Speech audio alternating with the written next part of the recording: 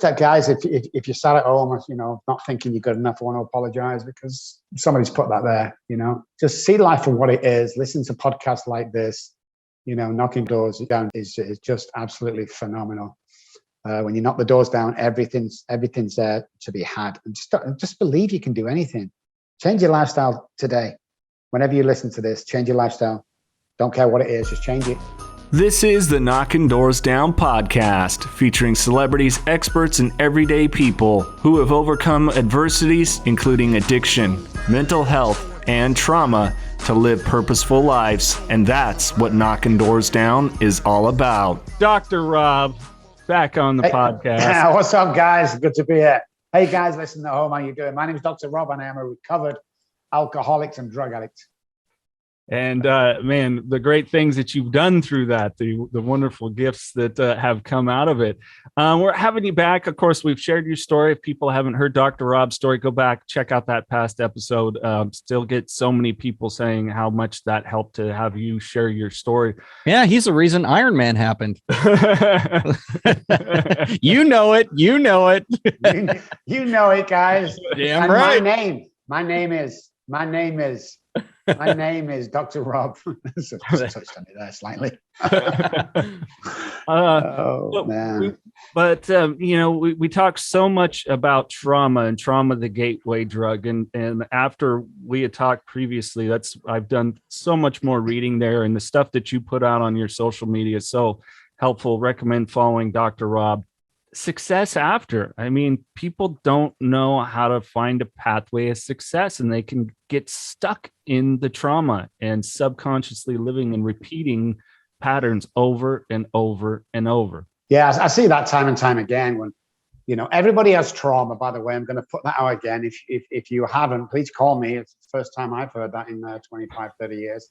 But everybody has trauma. You have to define the trauma.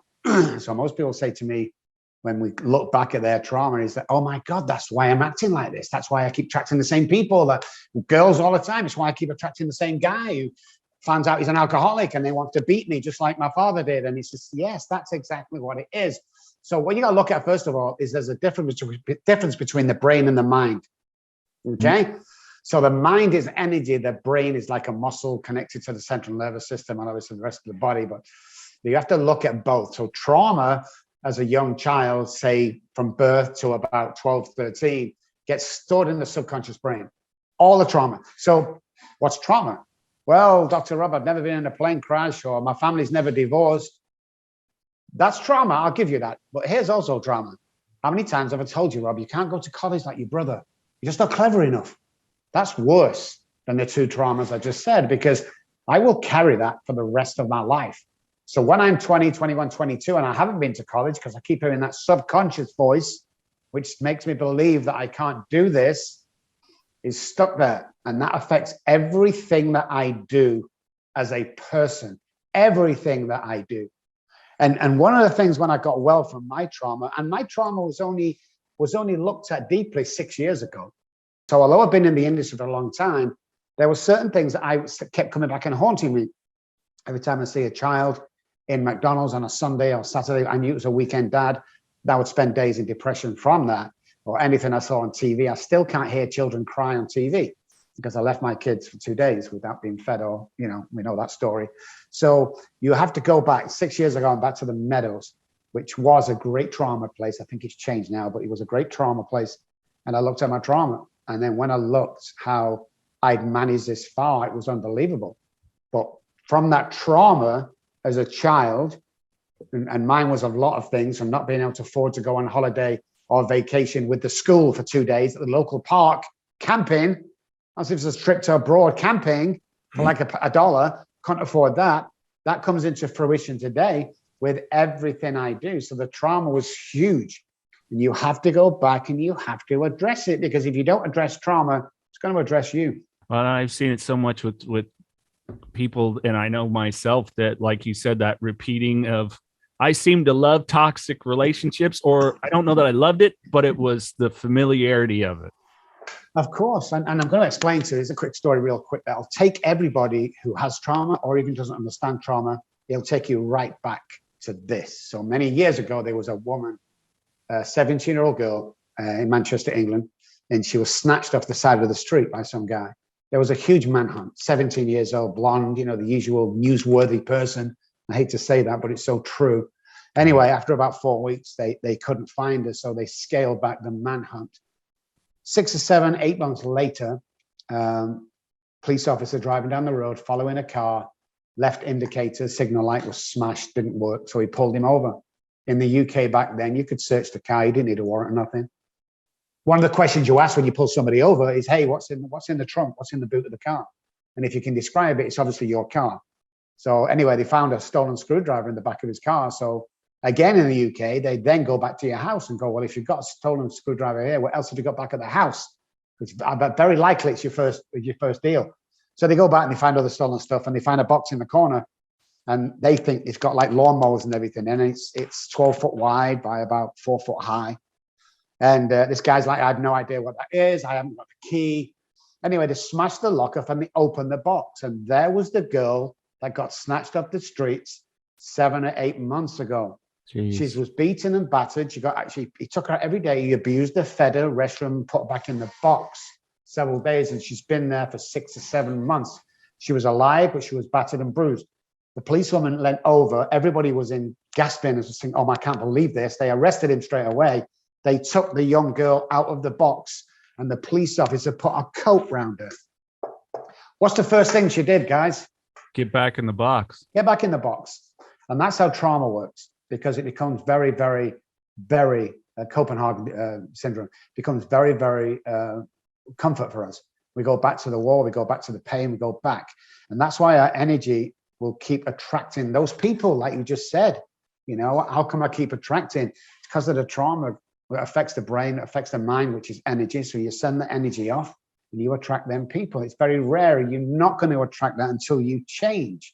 And once you change, crazy things happen in your life that were attached to that trauma. You know, that I got molested by my choir master, and that affected everything I did in all my relationships. And until I went back and addressed that properly, it set me free. But I didn't know I was carrying that around. How the hell does that have any effect on me when I'm going to the TV studio to record an episode? How does that affect? It does every single time. I'm always nervous. I always throw up. I'm scared before I go on. Now, the actual event, I'm on a station, they're walking on stage, it's a done deal.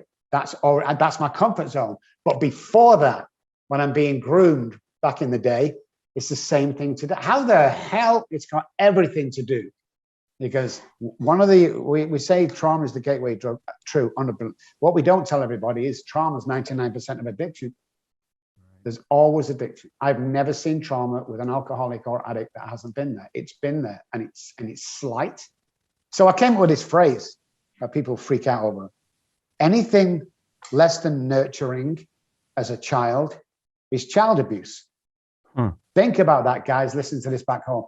Think about what I just said. Anything less than nurturing as a child is child abuse. You look at anything else in the world, any animal that gives birth, they nurture the animal, always beside him, always showing him what to do, you know, doesn't let him out of sight. We don't do that as a human race, you know? So the trauma is always there. If you've seen a deer get hit by a car but doesn't die, you'll see it motionless for about 2 or 3 seconds. Then it'll jump up. Then it will shake violently for about 5 or 6 seconds. Then it runs off. That deer doesn't suffer from trauma. It'll still cross the road now. It won't be scared of it. And the reason it has, because it shook the trauma off. Human beings don't shake trauma off. They stick it down, and they stick it down, and they stick it down. And it's a bit like a zip file on a computer desktop. One of these days, you're going to click on that, not knowing why, and all that stuff's going to come out at once to you. And the human brain can't handle it. That's trauma. Yeah. And everybody who knows a little bit about trauma at home listening, they're going, oh my God, that makes so much sense. And those who don't know anything about trauma going, he's wrong. I don't believe that. Believe it. I've researched this for 15, 20 years. Believe it. Yeah. You know, that is exactly what it is. And because you are in this state of depression, not going to be good enough, never going to be, you know, anyone, you're just going to be that person your parents and your caregivers told you, then that gets stuck on go all the time. So that side of the brain goes, hey, you can't do it. You can't do it. Because if you go back to childhood, guys, if you go back to when you was playing with the kids, your friends in the street, throwing or kicking a football, for instance, you go, Johnny, what are you going to be when you grow up? I want to be an astronaut. What about you, Bill? I want to be a soccer player. What happened to them dreams? I'll tell you. Your family and friends kicked it out of you, and society kicked it out of you. That's the only difference. Why am I not a billionaire? Because I don't believe I can be a billionaire. Why am I not CEO? Because I don't believe I can be CEO. There's only one person stopping me, and that's me. And that trauma has to be cleared up. How do we begin to address it? How do we really take a look at the trauma and start to unpack it? Well, we have to, what we call is go back to the scene of the crime. Go back to the specific side. We use things like NLP, brain spotting, which is a direct route from the pupil into the subconscious brain. It's eye flickering with a tool that we use. It's a bit like EMDR, but it's a more direct approach. And NLP and somatic experience. So they're the tools we have when we go back to the scenes of crimes. And with the brain spotting tool, we can detect that there's trauma there that hasn't been released. And it can take an hour, it could take a minute, it could take a year, I don't know. But during this process of going back, that self-sabotage, that trauma will be released to the prefrontal cortex. And then all of a sudden, oh yeah, well, I'm thinking of my dad. Well, what about your dad? Well, I don't know. He wasn't a good guy. Why wasn't it? And all of a sudden, a memory comes. He left me with his friend who molested me. Oh my God. And that's how we get to the trauma. So we talk through that trauma. We don't give any pills. We don't do anything like that. We talk through that trauma. And then we use the other NLP and somatic experience to bring you forward into the current. So we work on that inner child. We work on that inner brain. Work on that inner mind to free you up.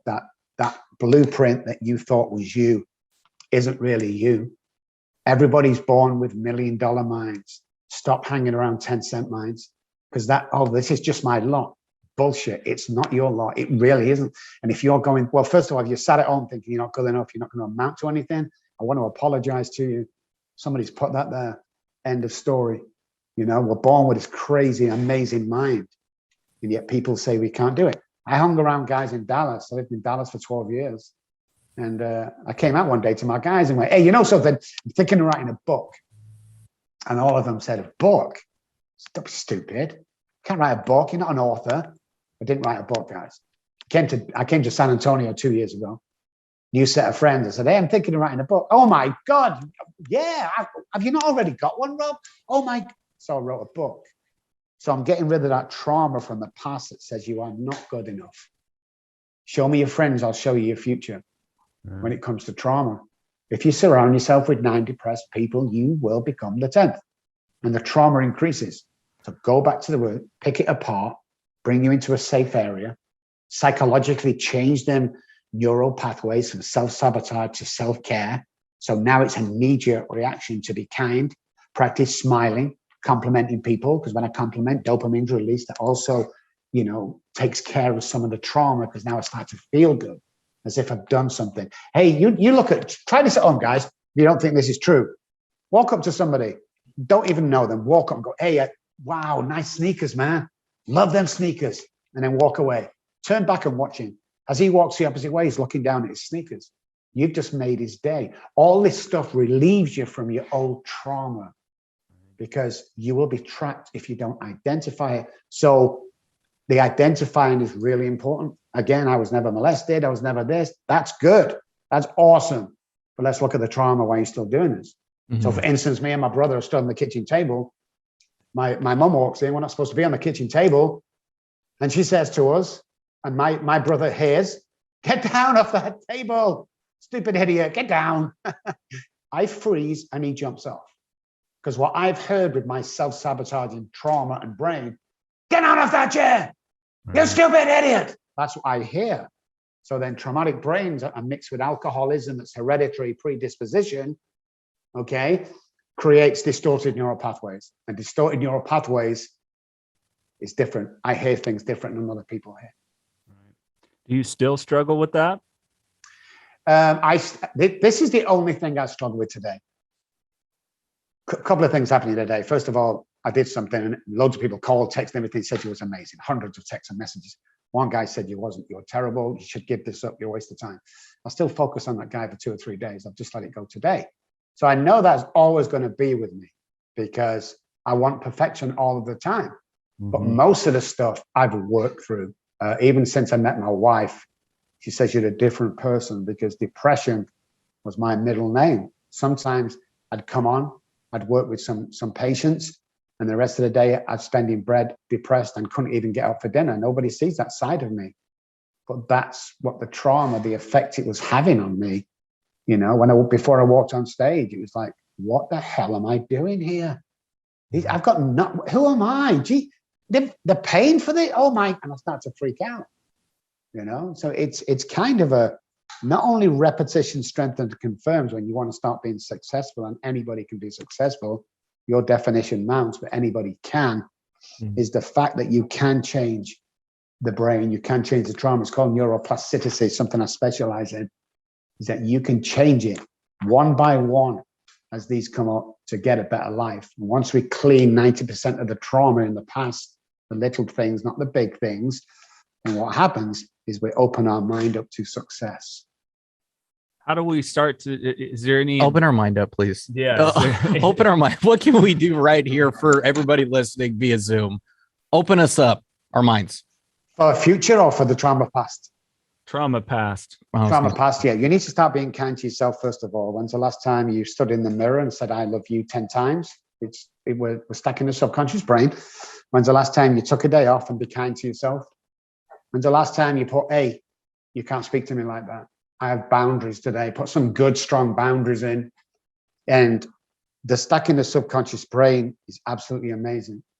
You know, start thanking people, smiling at people, and all of a sudden it'll free the mind up a little bit. Routine is absolutely 100% of this when you start treating this. So once you started treating, watch your internal dialogue. Oh my goodness, the internal dialogue.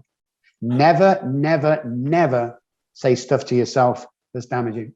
Oh, I dropped a pen on the floor. You stupid idiot, Rob. No, no, no, no, no. Subconscious brain, my self-sabotaging brain loves language like that.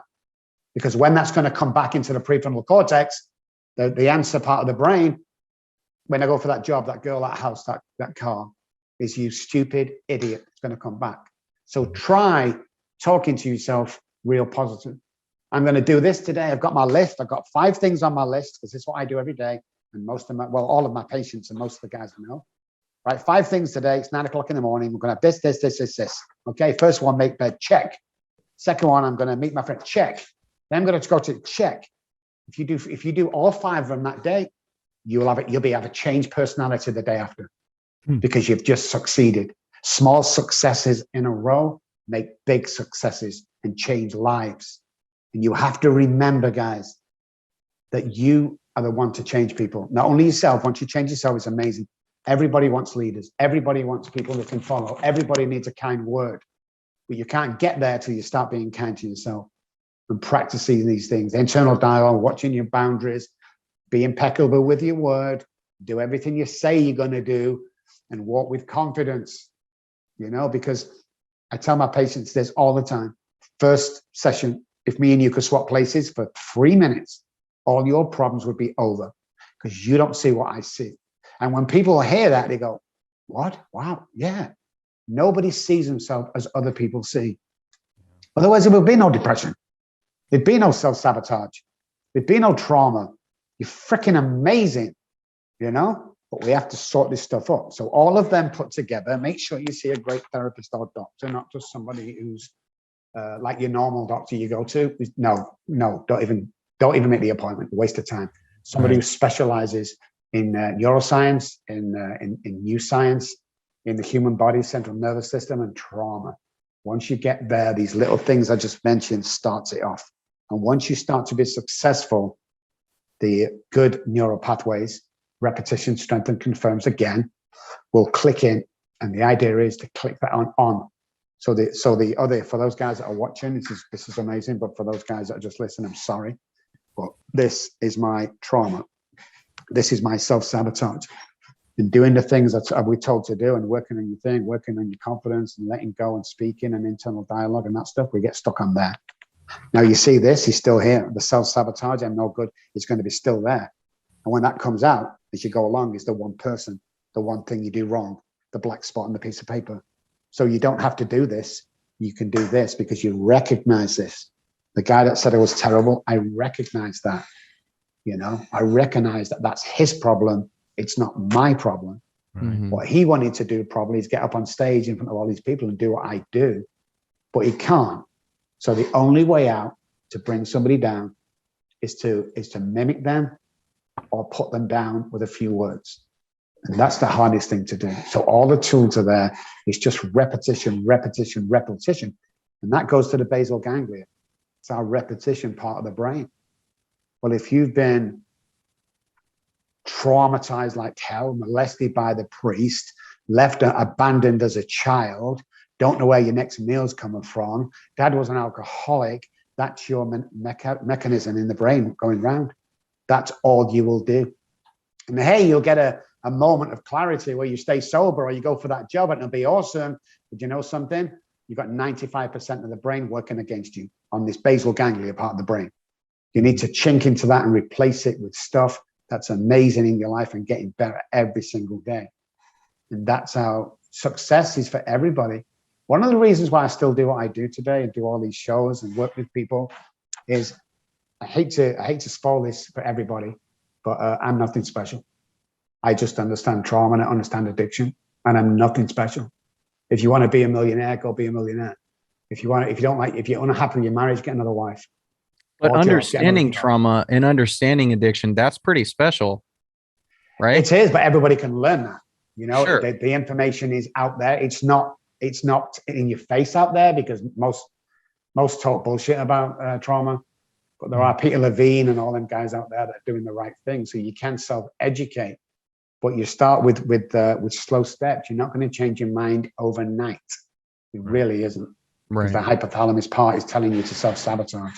From all of the work you've done, a period, I know, normally rehabilitation, 28, 30 days, sometimes they're 60, sometimes they're 90, but where you can actually have been able to track this kind of progress with people you've worked closely? 100%. So here's the crazy part again. And we've got all the stats to prove this. We've proven it just to Texas alone. From day one, there's a change when you come to our company. So from day one, you see a change, they see a change. Now it takes 90 days for all the chemicals to rebalance in the brain. Okay. But as in seeing results, day one. I get people today, we'll see my therapist for 3 years. Why? Well, I just tell her things. I can't even get my head around that. It's like a thing's not changed from day one. Well, no. You didn't get sick overnight, Rob. Bullshit. I don't believe that for a second. I can change everyone's neuropathways in 5 seconds, 10 seconds, 20 seconds. Easy thing to do. Most people, are not that confident. They don't. It's a lonely place where I am. And it's always been a lonely place. Sure. Because people, I know a lot about trauma. I don't know anything else, guys. I can't fix a car. I can't paint the wall. I want to be really sure about this. I can't do my pool. I don't do that. My head just, give me some math. Oh no, I can't do that. Car shit's out for me too. Right? I know nothing about cars.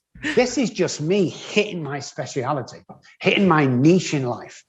And it becomes a lonely place because the people out there think, oh, I can't call him or I can't speak to him. The amount of times I've walked off stage with hundreds, if not thousands of people in this auditorium, not one person comes up and talks to me.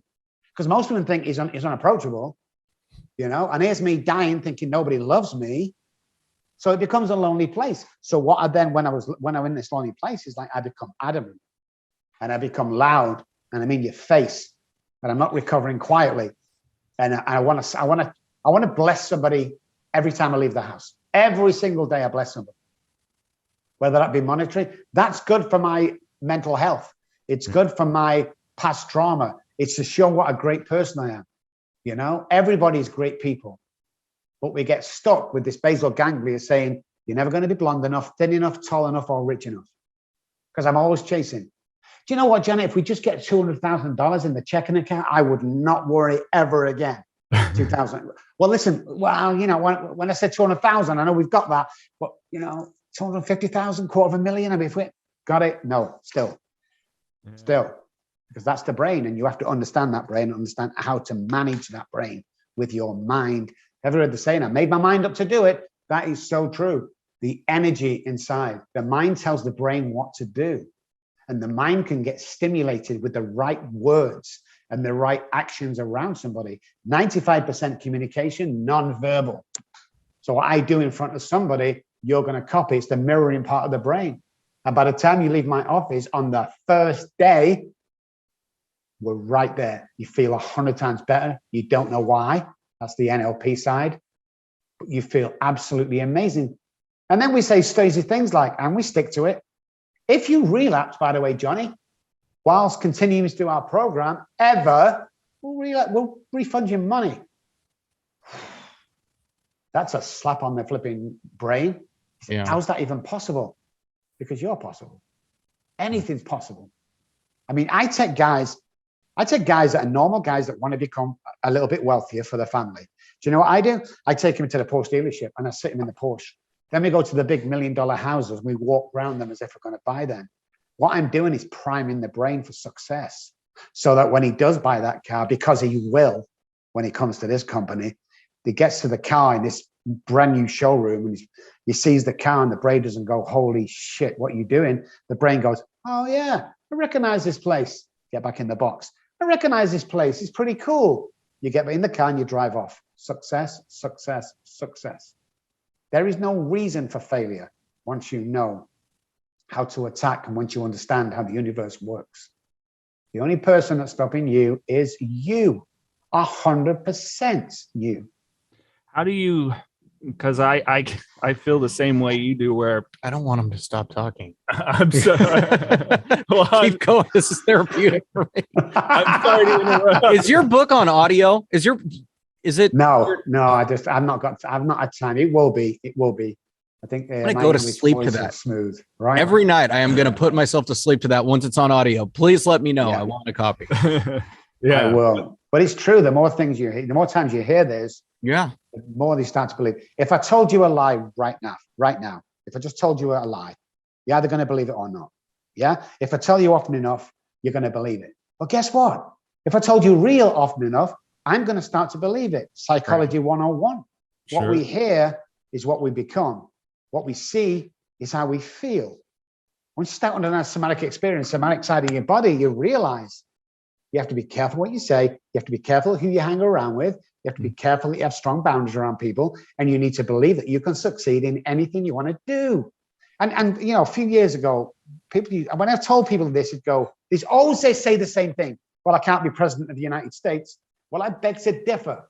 Forget political views. We had a business around the country. Don't tell me you can't do anything, because you can. I mean, it's all there for you. You can.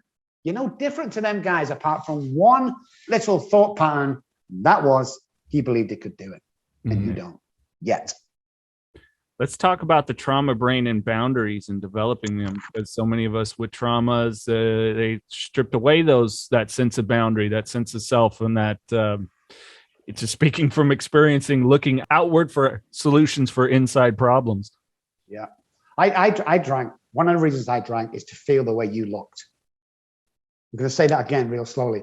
I drank to feel the way you looked, because other people always looked amazing to me. Other people always looked as if they got the shit together to me. I was drinking to fill my void of wanting to be normal like you, because you look so great. So what happens then is it becomes people pleasing. Yeah. And now boundaries are shot then.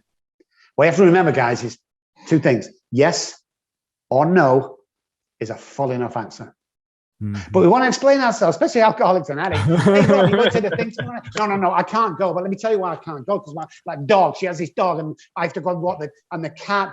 Stop it already. No. Oh, yeah. Thank you. Simple as that. I asked Jason what time it is. Well, you know, the funny thing about clocks is they were invented like, oh my gosh, what fucking time is it? Yeah. That's the same with my wife. I'll ask her a simple question. She's a detailed person. So I ask her, what's my 10 o'clock? Well, the guy that from what's my fucking 10 o'clock? we laugh when we say, but he's like, I don't need to know the background. Oh, what it's with love. Is yeah, it? you know, but I'm a bullet point, straight to the point type of person. I like it. Just give me a straight answer.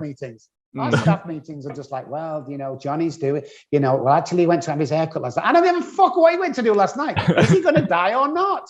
I don't give a shit if you got a fade, a butch, whatever kind of haircut. I don't fucking care. Is he okay? So true, man. Oh, so true. gosh. What time is it, Jason? I'm just kidding. Well, in New York, it's actually right. Funny thing about New York. If we were in Robb's home country, we would be 8 hours ahead of this recording, and he's 2 hours time difference. So, kiss my ass, Mikey. Funny thing about butts. Funny thing about asses. So yes or no, simple enough. Boundaries. Listen, once you get into a state of mind that you believe you can change and you want to change and get rid of that trauma, you have to start looking at how you react to people, you know, and stay calm and speak slowly and speak with authority and don't put up. The easy way to say don't put any bullshit, but you have to break that down a bit. If you've got more than 3 to 5 friends in your inner circle, you're doing something wrong there, guys. You know, if you've got 20, 30, 100 people in your circle, you have 2 people there who's been pushed out by the rest who are not supposed to be in the inner circle. 99% of people, no. I have 2 friends. They're in my inner circle. Everyone else, there's boundaries. There's boundaries for the guys in, but I'm saying that there's stronger boundaries for out. So we've got nothing to prove to anybody from today. If you listen to this, nothing to prove. And you'll find out when you start doing this, first of all, you find out who your friends are. Okay. Those people that want a big explanation why you can't go to the cinema with the other guys. You don't need to be near them guys. Friends will love you for who you are. Family will love you who you are. And if you want to change, you've got to start setting these strong boundaries with people, you know? And if it's like, and the way I learned this is one day, me and my friend, he said something that I didn't like, you know, it was about, he thought it was being funny. It was about English people, you know, you fucking English people, blah, blah, blah. And you threw our tea into the water and whatever it was just like funny, but he's kind of stepped over the mark. And he said something about the Queen. I'm American through and through, but there's no need for that. So I said to him, hey, that kind of upset me a little bit. I said, geez, Rob, I'm so sorry. I mean, but can I tell you something? He said, you never set that boundary. You never told me about that. So when I step over it, I don't know where the line is and you're pissed at me. So can we get some boundaries around that? And I'm like, oh my God, that's so true. So if I'm not setting my boundaries out for everybody around me and they step over it, why am I pissed at them? Right. Because they're my boundaries. You can't do this to me. Guy a couple of months ago, he asked for money. I said, no, we're not going to give you more money because you went on the bender last time. So we're not going to. So what he did is he went to my wife behind my back. That's a boundary for me. Yeah. You know, you don't do that. I mean, gentlemen's agreements say you don't fucking do that. So that's even by the by. But you know, there's a boundary. So, you know, we had to set boundaries with him. That's a no-no as far as I'm concerned. Yeah. Absolutely. Yeah, that's very shitty to do. I know, but these people do it, you know. It's funny that I didn't think of this till we started talking about this. I had someone the other day that kind of in a state of self-loathing. Yes, they are going through depression and they have my empathy there, but not actively doing anything about it. And then they go, can I have a hug? And I went, no. And they went, well, you used to always. And I said, yeah, I don't anymore. So for me, it's a boundary. The answer is no. Dawn on me like, shit, I have grown some. Yeah. Yeah. It's amazing once you start doing stuff like that, how your life becomes better. Because everybody wants something for you. Everybody wants to please another human being. It's like enough already. If I'm going to grow, I've got nothing to prove to you today. You know, if I don't want to go anywhere, I'll just tell you, no, thank you. No, but thank you. And that's it. You're not going to give you an explanation. Yeah. You know, it's just the way it is. And you'll respect me more and I'll respect you more. But everybody wants to people please today. It's crazy. Well, and I tell me if like you did, you had a friend that he made amends when you made it clear that it was a boundary, but maybe people that do suffer trauma is that process. Of course, I'm a 12-step guy. I'm big on amends. I've had to make it lately because I was subconsciously living and let my bullshit fly because I didn't say no or, you know, not even no, but no, thank you. How big is that too a part of dealing with traumas and your growth and setting new neural pathways. It's huge. I mean, all these are driving forces behind neuroplasticity. You know, you've got to change. You've got to change the way you think. You know, you've got to change the way the brain and the mind reacts to certain situations. Because what we're going to do all the time is get back in the box. Oh yeah, I'll go. Yeah. I mean, I can make it. You know, you're never going to be successful with thinking like that. All leaders tell you no. Oh yes, that'd be awesome. Thank you. You know, I always thank people. Or no, it won't. And you become, the mind sort of traces that, and the brain reacts to that. As in, you know, you're not just going to run around like a headless chicken trying to please people, because you can't do that. Yeah. Where in my industry, there's always one or two people who want to take a dig at me, and that's fine. You carry on doing that, but it's to be expected. The rest know where I stand, know what I'm all about, and we don't mess around. You know, this is me. I have great boundaries, and I also have a great spiritual path, and also give you the shit off my back. But you see that boundary, like either invisible line, if you don't know, or normal, you step over that, and the gloves are off, because I've warned you about that, and we don't play that shit here. And the more mature you get as a person, the more that will come into fruition as you go through life, and the more people will respect you, because we all like to be respected, and we all like to do good in life. But there's just so much more you can do when it comes to success. If you want to be the best sweeper of the roads, go do it. Mm-hmm. You know, if you want to become a CEO, go do it. You know, I always go back when I'm explaining this to quantum physics, which most of you know listening out there, it's a proof science. You can write, it's true. You know? Nothing's really solid. So you look at a basketball court, I can be 25 places at the same time on that court. Well, where do I want to be? Well, selfishly enough, I want to be over near the goal. I want to get the ball, bang it in the net, and be the hero of the game. How'd you get there? There's 25 people. I walk over and I take that position. I don't beg for it. I don't people please. I walk over and I take that position because I've already seen myself there. Already seen myself. Once you can visualize something in your life, you can actually hold it in your hand. The universe and quantum physics will tell you that. We see people don't believe that, or they daren't try it, or the dream is too big. It's like, no dream is too big. Whether you're a God person, a universe, whatever it is, nothing's too big, because if you're doing the right thing, ask for shit. That's what I did. God, give me a platform, 18 million people for the last show I did, 18 million people. That's a fucking platform. I'll be, well, yeah, it tells me in the big book that I can't ask for selfish people. No, who's asking for selfish shit? Selfish shit would be an island with 20 girls half my age, with drugs and alcohol. That'd be selfish.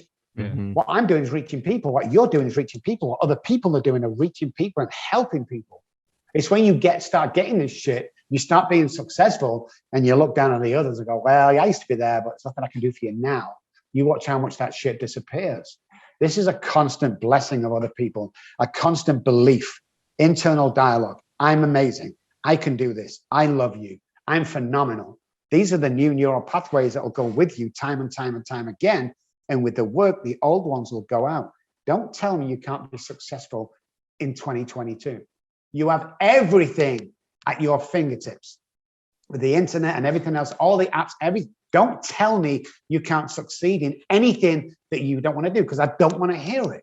It's an excuse. Give me one reason why you can't be successful. Well, it's big. That's an excuse. Well, yeah, that's an excuse. Give me one reason why you can't be a millionaire in 12 months. Well, that's an excuse. They're all excuses. Give me a reason. You can't come up with one. Oh, I haven't got a reason. Good. Well, fucking make it happen then. Mm-hmm. End of story. Becoming a millionaire is easy. It's keeping fucking of sane mind while you're there is hard. It's living life on life's terms.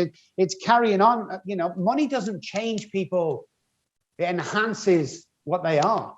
So if you're a dickhead where you didn't have any money, you're going to be a dickhead where you're a millionaire.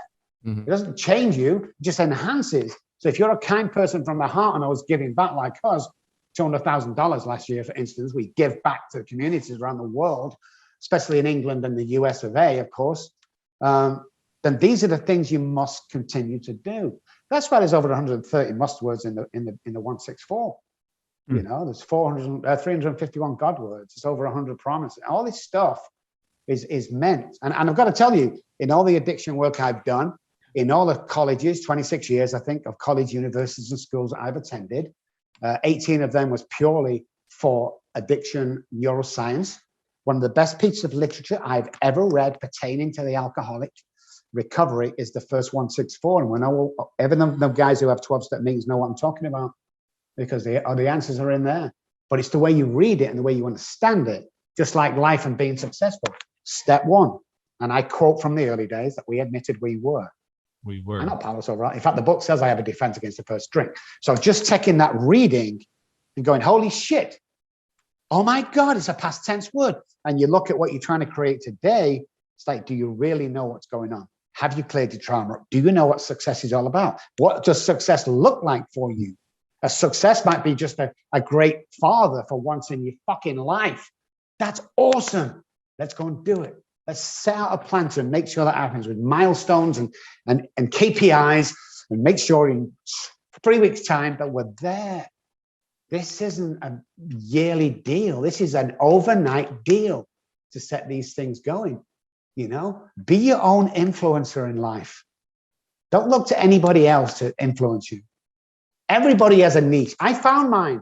I'm so lucky and blessed that I found mine from my trauma and my alcoholism days and homelessness. That was my greatest asset today. That's like a semester at Harvard. So you learn from your past. Get rid of stuff you couldn't help. The molestation, the beating, whatever it is. Because we shut our brain off, and that causes the trauma in the subconscious brain. You clear all that stuff up. You step through the archway to become that free man they talk about. And people in my position, people of my mindset, we don't build companies, we build fucking empires. End of story. That's what we do. Mm-hmm. It's easy to get what you want, man. And I mean the right way. But you just have to convince yourself. Once you do that, nothing's going to stop you. Dr. Robb, something, and man, I feel bad because I've put in my calendar so many times. You guys do a Sunday meditation that you offer to anyone via Zoom. I've been doing some meditation. Mikey still kind of struggles with it a little bit. Can you kind of talk us through the importance of meditation and that process in working with the trauma brain, finding success after the trauma? Yeah, so one of the obviously tools is the meditation thing that we do.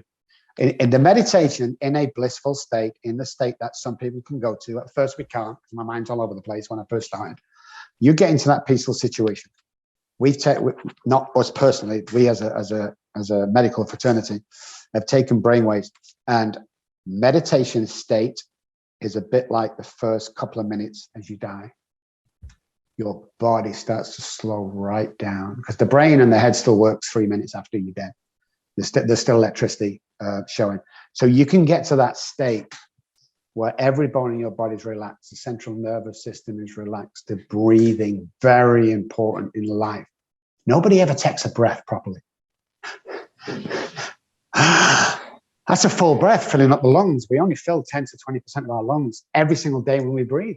It's like tests have been shown on smokers. When you take the first drag, you go, oh, I needed that. No, 90% of that was the air that you just took into your lungs that made you feel a bit better. So that meditated state re-energizes the body, calms everything down, and clears thought patterns. And when you're in that relaxing state, the body in that short time can start to repair. And the badness, depending on what you are, you let go of that badness and you breathe in goodness. And you drop that blood pressure, you drop that heart rate, and you drop that central nervous system, because most central nervous systems in today's world is wired on go. Got to get my coffee, got to have a Red Bull, got to get to work, got to do whatever it is, got to do the shopping for the wife. It's like, stop, pause, man, sit down, chill out, close your eyes, get into some guided meditation. And this hasn't been proven. Well, it might have been proven. I don't know. I haven't come across it, but I bet you live longer when you meditate daily. I would bet my life or all the money I have, or my business, or my wife. No, I'm sorry, not my wife. I would bet all this on that. Makes sense though. Less stress, yeah, exactly. Longer with less stress, because stress will literally kill you. Every disease is you can take back to stress of some sort. Cancer, heart disease, blood pressure. Yeah, all gets down to stress. So for that 10, 20 minutes while you're in this meditated state, you're not only in that state was blissful, you can clear mind and relax the central nervous system, but you are extending your lifespan. Mm-hmm. How fucking cool is that? You know, I'm just going to do 10 minutes now with a couple of friends meditating, and I'm going to put 3 months on top of my life. So yeah, it's a huge tool. Should be, and it's not taken, you know, I do meditation. Yeah. It's like when you get up in the morning, what's the first thing you do? Breathe. Do you know you're doing it? No. Meditation should be like that. And prayer, if you're into that. It's getting to know yourself, your inner self, and the belief system of your inner self and your mind that tells the brain what to do.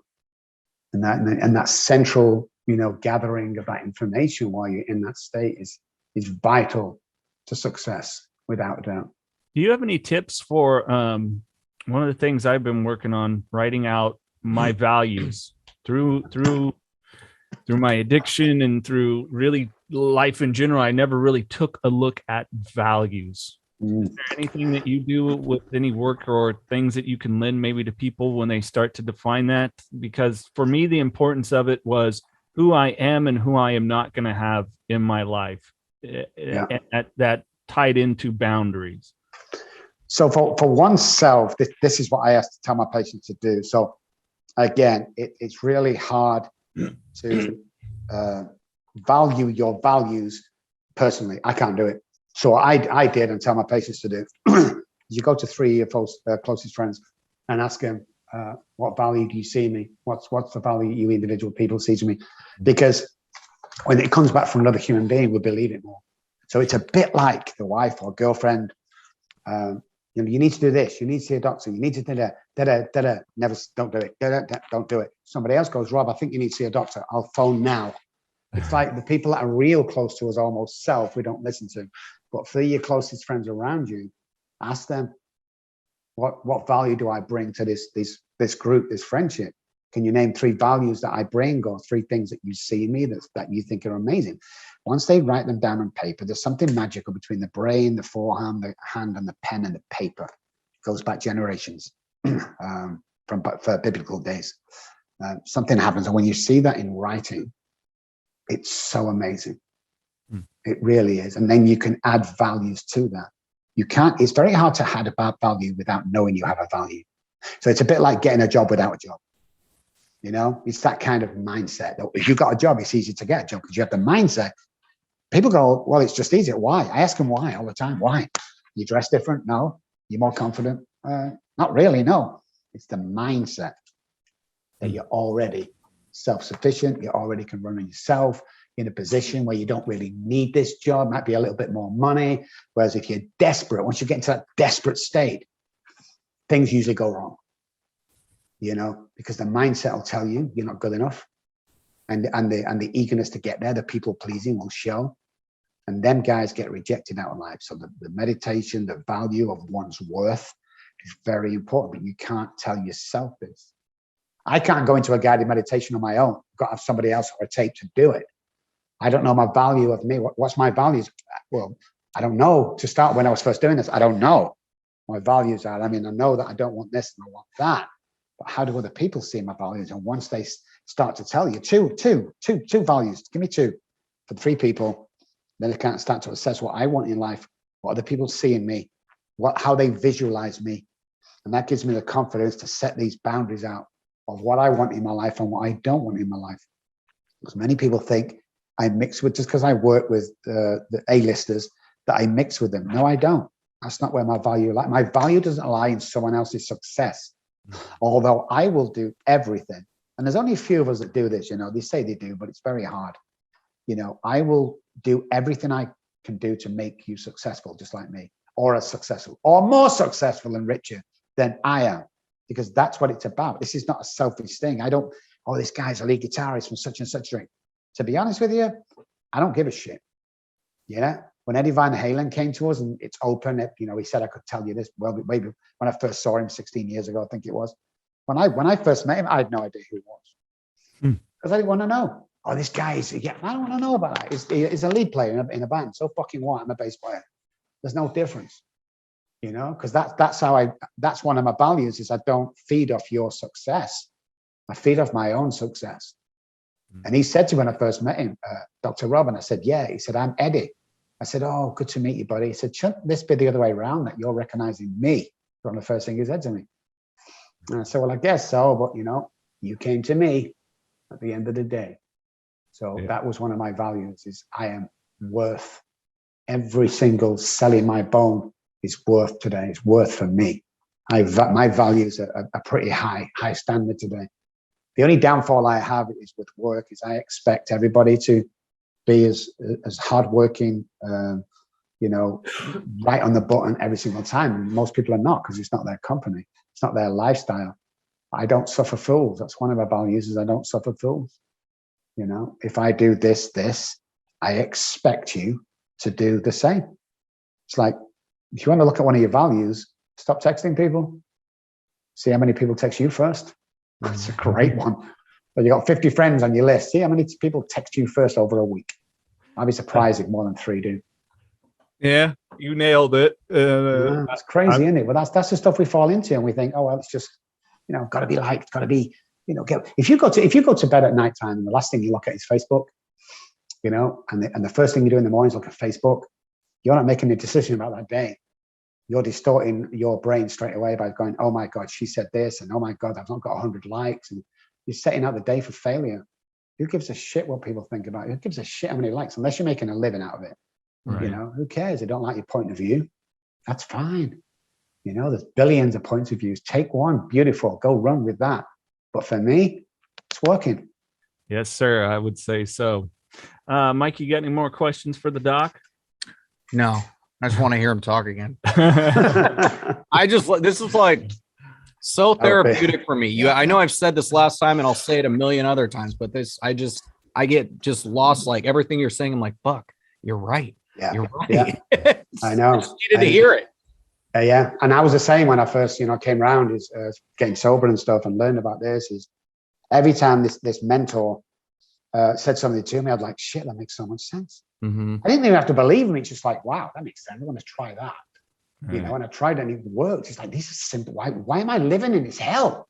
These are simple things, little things like when somebody's talking down to you or, trying to tell you off, stare at the forehead. Don't stare at the eyes, stare at the forehead.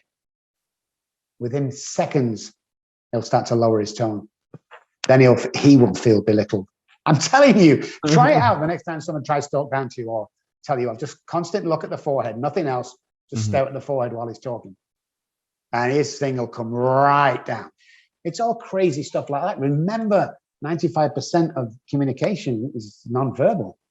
I didn't know that. So when I start doing that, it's like, if I want you to say yes, and this is an old sales trick, this is what I do. I go, hey, you want to come on my show? Or either no, you don't want to come, or yes, right? You're going to go for the yes, right? And my voice has changed. And it's gone up, and it's very inviting when I do this, rather than if I go, no, that's a sad tone. But if I go, listen, you can either come on or you don't have to come on. But if you want to come on, it's all these tricks and things you learn about the human body and the way we perceive ourselves and the way we react, the mirroring part of the brain, the way we react to each other. You can get anybody to say yes or no. It's really simple. All these tricks make each and every one of us a real happiness is what it's all about. Are you content with life? Well, not really. Well, really, not really means fucking no. So you're not, we'll change it. Look in the areas that you're lacking in. Well, I want a girlfriend, but no, get a fucking girlfriend. Yeah, but I'm too fat. Go on a fucking diet if you want. I don't care. Go and get a girlfriend. It's not rocket science. You're amazing. You have all this energy. You got $1 million mind. What the fuck are you doing at home moaning about it? There's loads of girls out there who would date you. Go out and do it. With that mindset, you're going to go out and you're going to get yourself a girlfriend. But nobody says stuff today. Nobody says stuff to each other. It's like I'm walking past, a couple of years ago, I'm walking past my kitchen in the home, in the work, and I heard 2 nurses, one new one older one. And the new one says, oh my God, did you see what Dr. Robb just did? That guy came in, he was suicidal. When he went an hour later, he was skipping and waving to us. That Dr. Robb's amazing. And the old nurse said, yeah, have you told him that? No, I've not told him. I mean, he already knows. He knows, but I would dare tell him. I don't know. I only know when you tell me. Right. I only know I'm any good when you tell me and my patients get well. Tell people, it'll improve your lifestyle, buddy, but tell people, hey, you're amazing at what you do, man. Thank you for saving lives. Like, I saved lives, millions. I don't know about millions. Ever heard of the ripple effect? Mhm. We infect millions of people with one decision, with one kind word, with one podcast. Doesn't make any difference. People don't believe it's that easy. It's that fucking easy, guys. Your life will take off like you've never seen before. We're in the era of amazing things that there's people sat at home for 3 hours on a computer making billions a year. Don't tell me you can't do that. You want a job paying 200 grand a year? Stop it. That's not even big money. Go out and get yourself a job, get yourself a plan, get a daily routine, go out and take that job. You have to visualize first, go out and take it. I want a sponsor for the show, go find one. There's hundreds and thousands of people out there who are dying to give people money for stuff that we do, both of us. You know, there's so many people out there. And yet, and I'm not talking about you two guys, and yet what we do is you come a little stumble and we go, oh, the brain goes, oh, fuck you know. What did I tell you? You just won't last. What the fuck do we do here? I mean, bullshit. As a self-sabotaging part of the brain trying to attack. It's not true. It's not true. Never is true. You know, what you guys do is mind-blowing. You know, I've been pestering Courtney for a month to get back on this show. It's like, I fucking love these guys. I've been on all these crazy fucking billion people following. They're great. They are great. But when you meet someone like you two guys on this, you can call Janet up right now. When I got my day last night, the first thing I said, all the days full, I went, oh my God, I've been knocking down doors. Oh my God, I love this. That's what it's all about. I don't get excited about nothing, but I got excited about this. You didn't know that until I told you. So all of a sudden, your confidence has gone a little bit higher because this crazy England guy was looking forward to your show that you may take for granted. I don't know. What you guys do is essential. It's not even like, well, if you want to do it, it's fucking essential. You changed my life in an hour of talking to you guys last time I was on. You changed the way I lived. You changed the way I thought. You changed a lot of things about me, both of you. But we don't tell each other that, you know? And when we do, crazy things happen.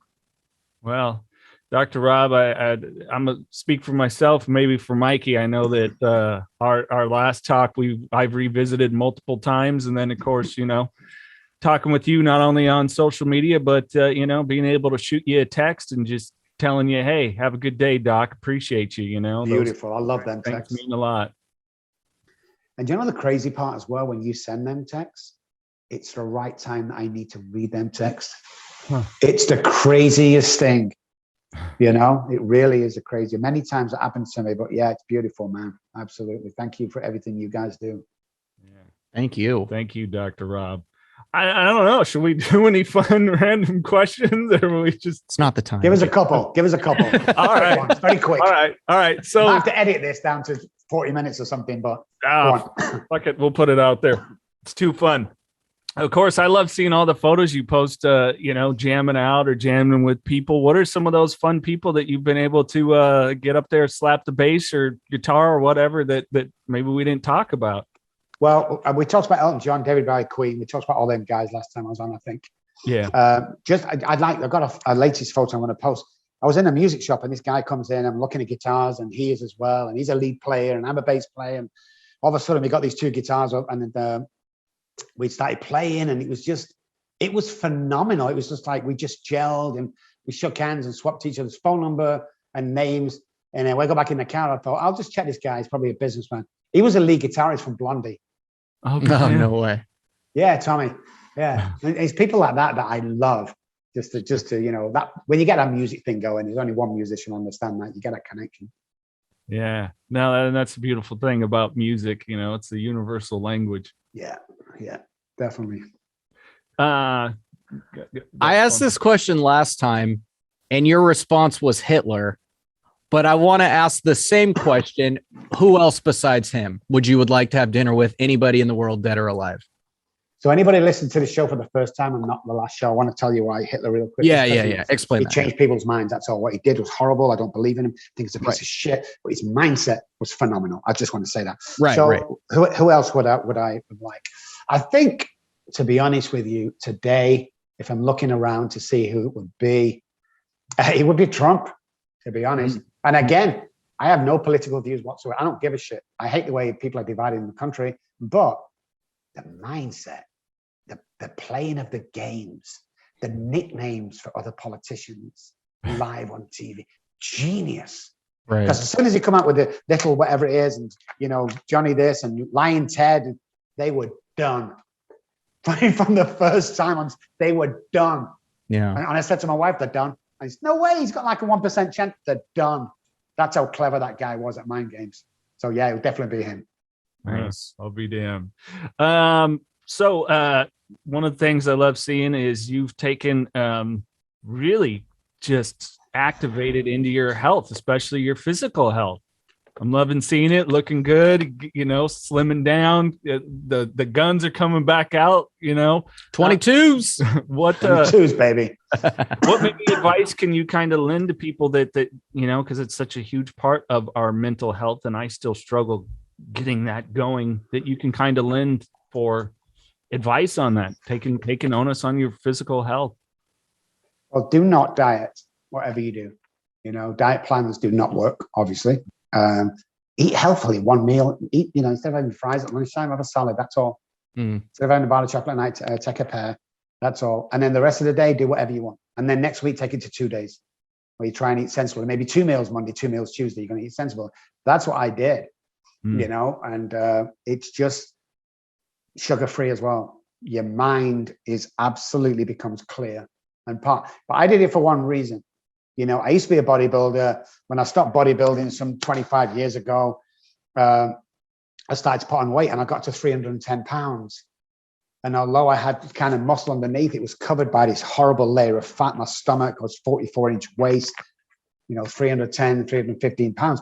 And I said to myself, by the time I get to 60, if I was still the same, then I want a drastic change. And that's what I did. I made my mind up to take certain changes and lifestyle change. I didn't go, I want to diet tomorrow. No, I made lifetime changes. And the more you get into it and the more people compliment you and your mind gets clear and you realize the time's now. You'll know when the time's right, guys. I'm telling you, that's another craziest thing. I'm going to go diet Monday on the 1st of January.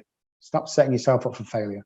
One meal at a time. Just eat, you know, get up in the morning, have bacon, eggs, great.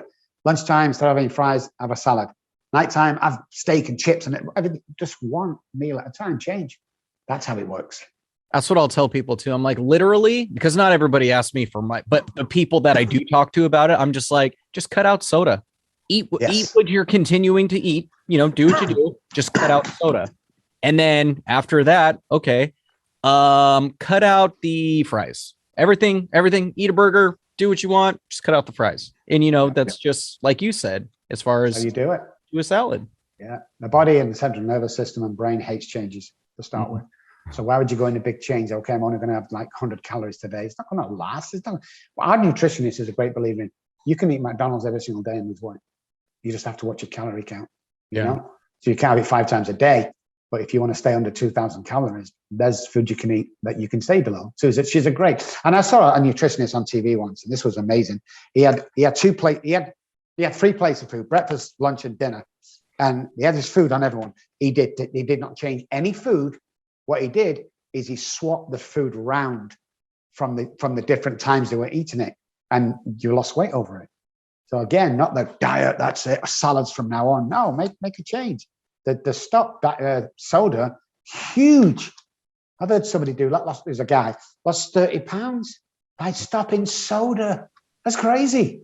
Yeah. But you look what's in soda, there's like 6 teaspoonfuls of sugar, you know, and the sandwich you have, or the salad you have in some with the dressing is more calories than a hamburger.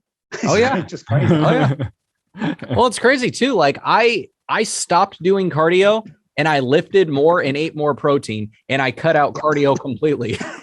And my waist size is smaller now. I'm lifting heavier and it's just like, damn, who would have thought? That's crazy. Fucking cardio. I hated it anyways. So. Yeah, definitely. Yeah, and for our we do have sober curious listeners.